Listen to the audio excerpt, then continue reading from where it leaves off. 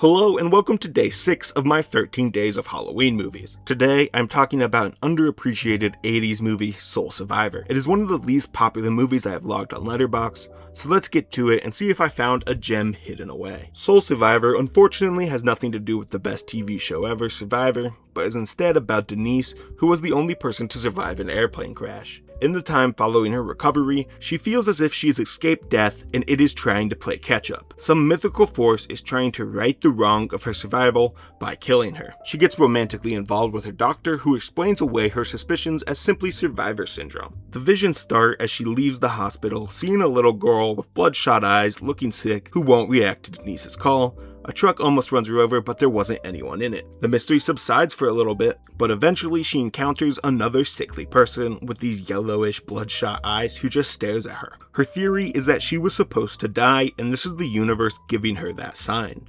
Nobody other than an ex-actress, now psychic, believes her, adding into her paranoia. Now would be a great time to talk about the atmosphere this movie built, and how scary it is. 6 days in, Soul Survivor is the scariest movie I've talked about yet. There have been a couple lighthearted or silly movies, but no, Soul Survivor does everything in its powers to scare the audience, but it doesn't do so through jump scares, shock horror, or gruesome violence. Instead, the movie builds a terrifying atmosphere around itself. The movie is a slow burn. It takes its time, gives you a little creepiness, then pulls back and lets Denise go back to normal life for a little bit, lets her flirt and do her job, and then another small scary incident. The entire vibe is just so unsettling.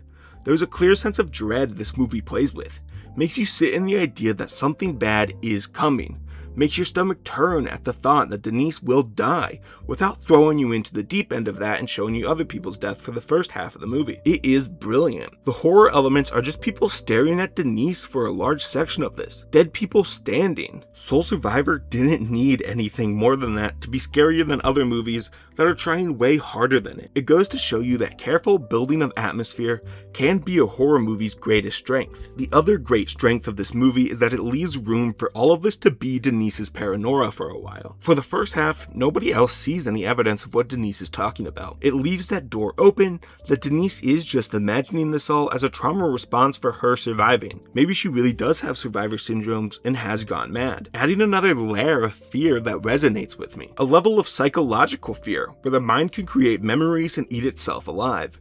Leaving this option open helped keep you wondering about the possibility through the slower portions of the film. Around when the film was starting to lose me with the foreshadowing and tension building, it started to show its hand.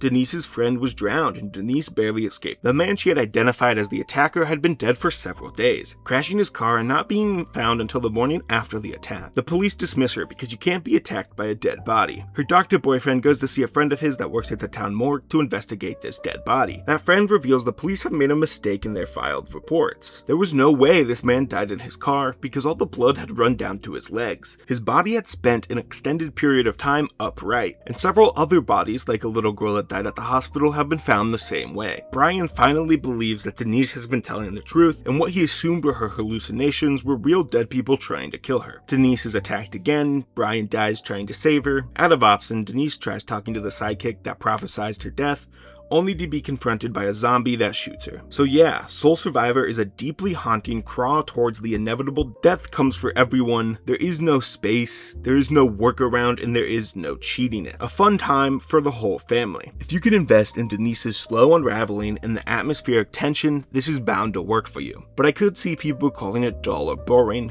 It is not a super exciting movie through lots of its runtime. The performances were certainly an aspect of this movie that existed. Based on the wording, it is safe to assume I wasn't a massive fan. They were never outright horrible, while not being a standout either. The central romance is a little corny. Annika Skinner and Kurt Johnson didn't have enough chemistry together to carry it beyond that corniness, but it doesn't matter. The lingering cinematography, screechy score can carry the movie enough. I don't need to care about the main character. The movie does a good enough job of putting me into the situation where I can kind of lose that interest in the main character. I was confused for a large section of the runtime because I had assumed this was about an alien apocalypse. Once I decided to watch a movie, I try not to read any more about it, not even a synopsis.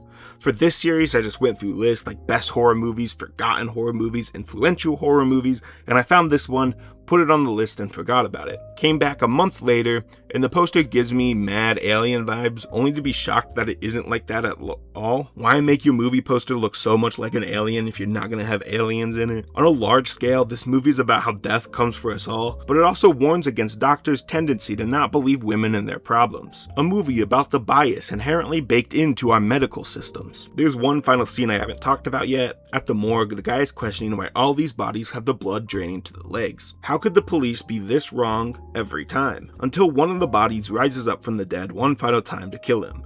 I don't really understand this part. There was the perfect ending with the death finally catching up to Denise. This guy didn't get in the way. The mythical force of nature that is death just got a little greedy at this point. There was zero reason to kill this guy.